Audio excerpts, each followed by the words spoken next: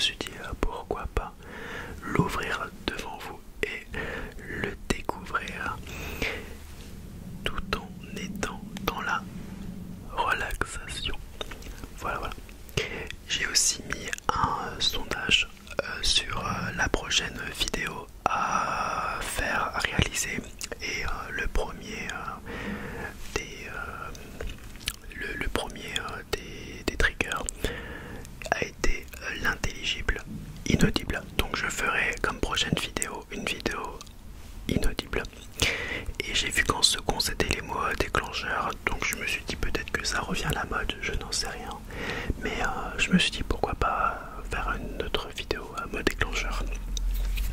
Et pour les roleplays, disons que c'est pas quelque chose où je suis le plus naturel, et je n'ai pas l'impression que ça fonctionne à part les vidéos roleplay coiffeur. Et je me suis dit pourquoi pas faire quelque chose dans mon domaine, peut-être professeur. Ça à vous de me dire dans les commentaires si ça vous dit, parce que j'avais fait un roleplay dermatologue et ça avait fait seulement 7000 vues, donc j'avais vraiment investi à fond, mais c'est dommage. Donc voilà, ça à vous de me dire, moi je vous écoute. On a besoin d'une paire de ciseaux et on va ouvrir tout ça. Donc j'espère que ça va pas faire trop de bruit.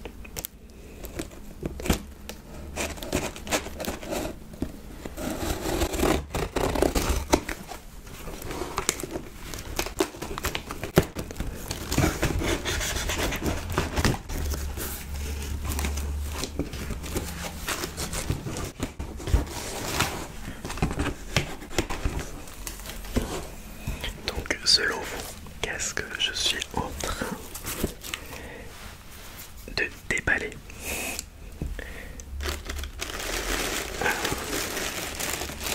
On va commencer par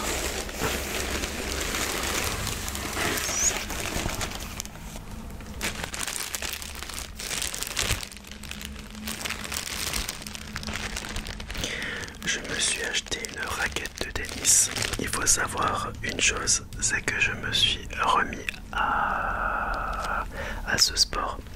J'avais besoin de me remettre dans un rythme sportif, et pour ma santé, et voilà, santé physique et santé mentale.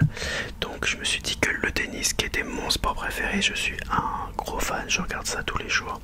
Je me suis dit voilà, il faut que je reprenne. Donc je me suis inscrit dans un club de tennis. J'ai fait mon premier entraînement mardi, et je ferai tous les mardis soirs un entraînement.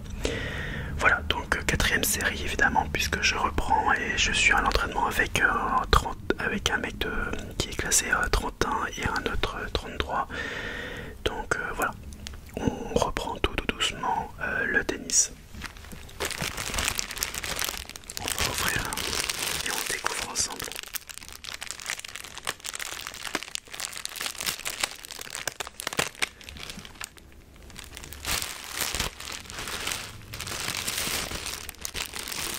Il faut savoir que j'ai déjà une raquette de tennis, mais elle fait à 300 grammes, donc je me suis dit peut-être que c'est trop lourd pour reprendre. Alors j'ai pris une raquette à 270 grammes et une Babola Rafael Nadal. Voilà.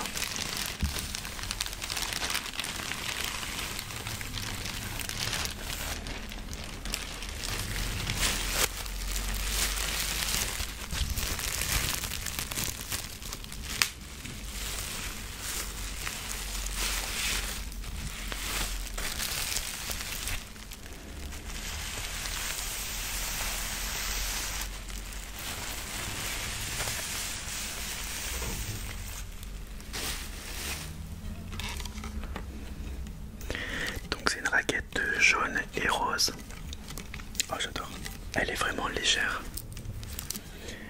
Le tamis est assez grand, puisque j'ai pris vraiment une raquette de tennis type 4ème série loisir et débutant, même si je ne suis pas débutant puisque je faisais du tennis de mes 4 ans jusqu'à mes 14 ans. Mais après j'ai complètement arrêté, j'avais vraiment cette phobie des compétitions, voilà. Donc là j'essaie de reprendre. Et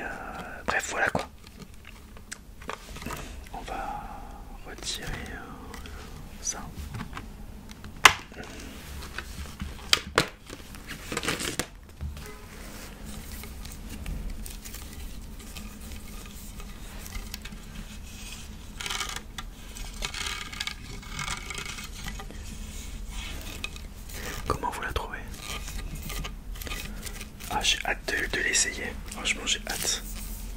Elle est trop belle. Vraiment elle est trop belle.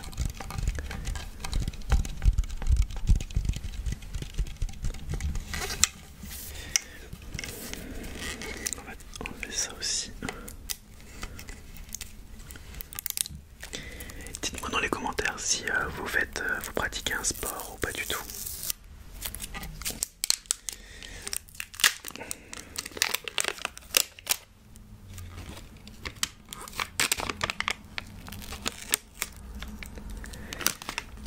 Alors cette vidéo n'était pas du tout prévue dans mon planning, mais voilà. J'ai vu dans plusieurs chaînes, parce que je suis abonné à au moins une centaine de chaînes ASMR, que ce soit français ou anglais. Il y a beaucoup de vidéos unboxing parce que les abonnés sont assez curieux de savoir ce qu'on se paye, etc. Donc je me suis dit pourquoi pas l'ouvrir devant vous. Donc je découvre en même temps mon colis. Donc je suis déjà satisfait et vache, elle est tellement légère. Je reviens et je vous montre juste mon autre raquette de base. Voilà. Me revoilà, vous dans le montage, vous n'avez pas vu mon départ. Donc ça c'est la raquette que je viens d'acheter, vous voyez. Et ça c'est celle que j'ai de base. Donc c'était celle de Sharapova en 2016. Voilà. Donc je vous jure qu'elle est hyper légère celle-ci comparée à celle-ci. Et le tamis est beaucoup plus grand. Je vais vous montrer. Alors regardez, je sais pas si vous voyez. Voilà, hop. Là c'est le cœur de la raquette. Et pratiquement identique. Vous voyez, le cœur de la raquette est identique. En revanche, la tête de la raquette, vous voyez que la papola est beaucoup plus large, le tamis est beaucoup plus grand. Je sais pas si vous voyez, si on colle, voilà.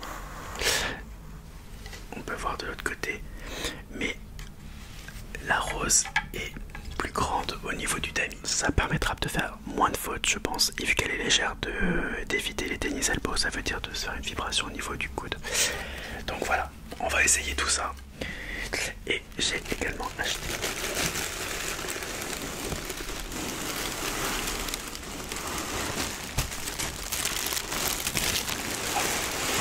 on va déjà ouvrir celle-ci. Une petite bouteille, une gourde Nike couleur rose. Elle était seulement à 4 €, donc je me suis dit ouais si c'est pas cher, je vois, ça suffit pas pour 1h30 d'entraînement par semaine de boire ça pendant un entraînement. Donc je vais prendre quand même mon autre gourde et je vais faire double. Voilà, mais j'avais envie d'en avoir une deuxième. Voilà.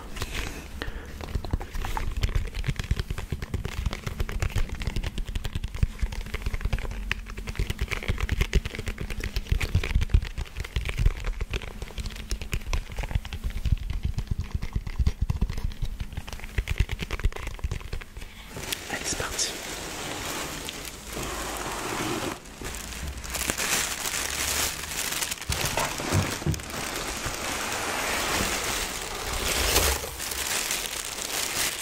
Donc non, ce n'est pas une guitare, ce n'est pas un instrument de musique.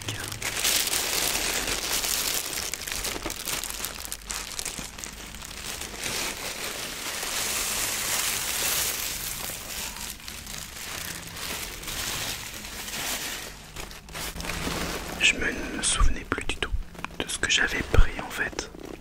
Je croyais que j'avais un sac de tennis Wilson noir. Et en fait c'est pas Papola. Je m'en rappelais mais plus du tout. Bref, je m'en souvenais plus. Mais sympa, c'est un tout simple, c'est un noir. En fait c'est même pas noir je dirais. Alors je sais pas si c'est la lumière, mais j'ai plus l'impression que c'est un bleu très foncé. Non, c'est noir. Enfin bref. Kevin va péter un câble. Je mets le bordel partout.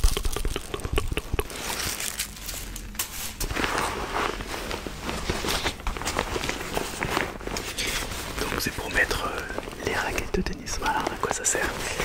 Et mettre les chaussures, les baskets et voilà autre.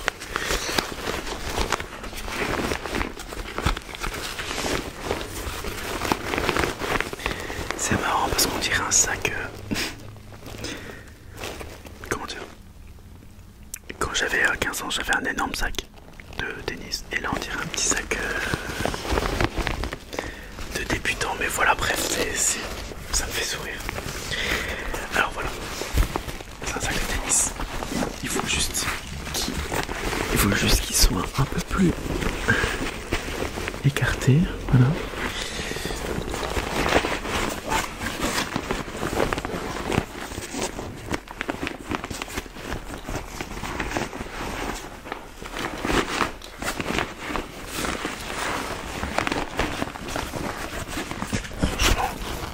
Je le trouve quand même beau, franchement je trouve, avec les petits élastiques jaunes.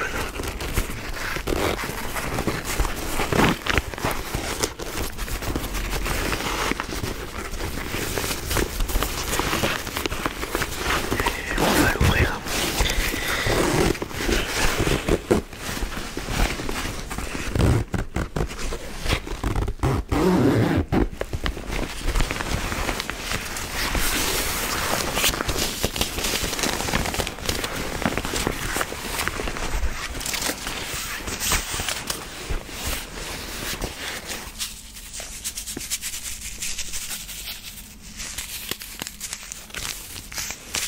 C'est contre l'humidité. Donc ici, en fait, on peut vraiment l'écarter. C'est un sac 6 raquettes, donc je peux en mettre 3 ici et 3 là. Mais bon, ça sert à rien puisque j'ai que 2 raquettes. Ici, il y a une deuxième ouverture.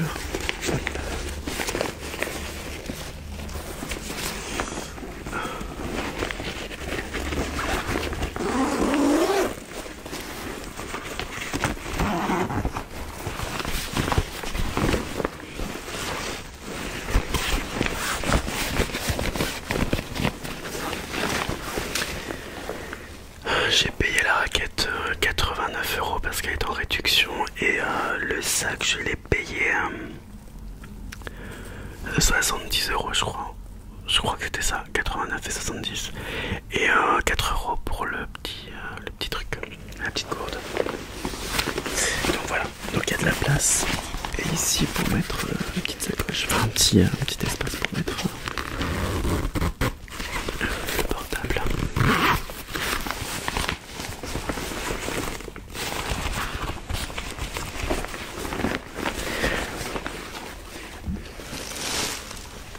En vrai, je suis vraiment satisfait. Alors, je vais juste remettre le volume un peu plus fort. J'ai vraiment besoin de reprendre un sport. Pour quelle raison? Alors, j'ai le travail, j'ai le YouTube. Je vais davantage faire de vidéos YouTube. Et j'ai un mariage à préparer dans 1 an et demi. Et tout ça va être une source de stress. Alors j'ai besoin de décompresser, j'ai besoin de faire un sport. Reprendre la muscu, ok, d'accord. Mais c'était pas le sport que j'avais envie de faire pour le moment, pour reprendre bien. Pour celles et ceux qui me connaissent depuis plusieurs années, vous pouvez retourner sur des vidéos de 2019-2020 et j'étais vraiment beaucoup plus costaud. J'étais vraiment voilà à fond. Je faisais 5 fois par semaine de la muscu à la Basic Fit. Et post-Covid, donc on va dire 2021, j'ai complètement mis de côté. Peut-être que c'est la vie de couple qui fait que on met un peu de côté le sport, mais c'est pas. J'ai pas envie de dire que c'est une excuse en fait. C'est pas en mode j'ai acquis quelque chose et on arrête le sport. Non, c'est pas ça. Il y a eu plusieurs choses, du stress, des angoisses. Je sais toujours partager les moments où je faisais des angoisses. Maintenant, je gère tout ça. Et bien maintenant, j'ai besoin d'aller de l'avant. Et en allant de l'avant, il faut que je fasse du sport. Des choses que j'aime faire. Des choses où j'étais quand même bon. Et j'ai envie de me challenger en m'entraînant, en me dépassant. et surtout à faire des compétitions. Ces compétitions qui me mettaient des angoisses, du stress, et bien là j'essaie de retransformer la chose pour m'entraîner et que les compétitions soient un moment bien, simple, cool, voilà. L'envie de gagner, l'envie d'être meilleur. Alors est-ce que ça te donne une pression en plus? Je ne sais pas, mais c'est quelque chose que j'ai envie de faire. J'aime bien me dépasser et c'est vrai que dans la vie, quand on n'a pas d'objectif, eh bien on va vite s'ennuyer. Je me donne toujours des objectifs. Chaque année, je remplis un document sur Note et je me mets tous les objectifs de 2024 par exemple. Par exemple, visiter une autre ville de France, voyager, visiter, je sais pas moi, un nouveau pays, passer des moments en famille, lire régulièrement, au moins voilà 1 ou 2 livres par mois quoi. C'est ce que je suis en train de faire. Éviter de dormir trop tard, parce que quand je suis en vacances, j'ai tendance à me coucher vers 3-4 heures du matin. C'est une chose que je ne dois pas faire. Et quand je travaille, je me couche à 23h30 et je me lève à 6h30. Donc j'ai au moins 7 heures de sommeil, ça me suffit. Et en vacances, en fait je me couche à 4h et je me lève à 11h. Donc en fait, des fois c'est dur pour moi et d'avoir un mauvais rythme. Donc voilà ce que j'ai envie de dire. Et comme je vous ai dit aussi, en remplissant ces objectifs, et bien en fait ça me donne un but, ça me donne envie de les atteindre. Donc je vais tout faire pour. Et là cette année j'ai réussi quasiment tous mes objectifs. J'ai un objectif, c'était m'inscrire à Basic Fit. Je ne pense pas m'inscrire cette année, à voir, mais je me suis inscrit au tennis. Donc je ne pourrais pas valider, mais je pourrais faire un bilan de mon année en disant que j'ai ajouté quelque chose comme du sport. Voilà, donc c'est bien. Et j'ai pas visité une autre ville de France. Et c'est ce que j'aimerais faire, en tout cas cette année. Je sais pas si ça va être possible, mais voilà, pourquoi pas. Il y a une ville qui m'intéresse là en France en ce moment, c'est peut-être Nantes. En tout cas la visiter. Il y a Nantes, il y a Rennes, Bordeaux, Toulouse. Mais vraiment après là je donne des grandes villes en soi. Peut-être Aix-en-Provence, mais ça c'est peut-être trop dans le sud, un peu trop loin, parce que moi je viens de Metz, c'est vraiment le nord. Voilà pour les petites villes, mais vraiment Nantes, je mettrai en numéro 1 de mes envies pour visiter, je ne sais pas pourquoi. J'ai regardé des photos, des choses comme ça, et ça me donne envie. Bref, moi ce que je peux vous conseiller, c'est cette petite liste d'objectifs à chaque fois pour les atteindre. Ceux qui aiment avoir des choses à accomplir, à réussir. Moi je suis de cette nature-là. Je peux être très vite dans l'ennui, dans la routine, et il faut que j'en sorte. Donc pour en sortir, eh bien je mets ces petits objectifs. Voilà. Parce que je suis une personne routinière, enfin je veux dire et casanière. Alors si je me mets pas d'objectif, voilà. Et déjà professionnellement, chez le Capège, je ne peux pas être au-dessus, à part faire des formations. Je peux pas faire grand chose. Donc déjà au niveau travail, j'ai atteint, j'aime pas dire ça, mais mon maximum. On va pas être au-dessus. C'est mon métier, je suis prof, je peux pas être au-dessus. Donc déjà de ce côté-là, je peux pas évoluer uniquement au niveau de faire des formations, être meilleur. C'est ce que j'essaye de faire, hein. Je suis tuteur des professeurs stagiaires. Pourquoi ils passent leurs examens avec le jury, ça c'est des missions que je fais. Je suis professeur principal, voilà, je fais plein de petites choses. Après bon, on verra bien. Après au niveau de ma vie sentimentale, je vais me marier et tout dans 1 an et demi. Et là il y a toutes les préparations à faire. Donc là il y a aussi un but, il y a quelque chose pour aller de l'avant. Dans ma vie amicale, bon il y a des amis que je vois beaucoup moins, des amis que je vois toujours régulièrement. Voilà, ça reste toujours cool quoi. mais je sais pas, niveau famille ça va, et puis j'ai besoin de passer des moments aussi en famille, que ce soit dans ma famille, dans ma belle famille. Je sais pas quoi, je blablate, je blablate, je répète, j'ai l'impression. Mais bref, si vous êtes comme moi, si tu as peur d'être dans une routine, tu t'ennuies, je sais pas quoi, mets des objectifs, ça peut être tout con. Je me rappelle que l'année dernière, pour l'année 2023, j'avais mis regarder tous les Harry Potter, toute la saga Harry Potter, c'était un de mes objectifs. Et bien je me suis mis à fond dedans. Là je suis en train de me refaire tous les Buffy. J'avais jamais vraiment regardé Buffy que quand j'étais petit, mais quand j'étais petit j'avais même pas 10 ans, donc j'avais pas le droit de regarder. Et là je suis en train de tous les refaire, je viens que je vais commencer la saison 5. Donc tu vois, enfin c'est plein de petites choses comme ça, j'ai besoin de noter pour réaliser des choses. Alors, je sais pas si c'est un côté TDAH, bon voilà. Mais en tout cas, j'espère que cette vidéo t'aura plu, cette petite découverte, et peut-être que c'est plutôt cette deuxième partie où je fais du blabla qui va plus te plaire. En tout cas, je te souhaite de passer une très bonne soirée. On se retrouve très bientôt pour une vidéo. Normalement, on sait jamais, il y a toujours des petits couacs. Inaudible, intelligible, c'est la même chose. Enfin, inaudible, c'est en mode on comprend pas trop ce qu'il a dit parce que ça parle pas trop fort, et intelligible, on comprend pas ce qu'il dit. Donc c'est plus de l'intelligible, mais on appelle ça inaudible dans les SMR. Donc je vais commencer par faire une vidéo comme ça.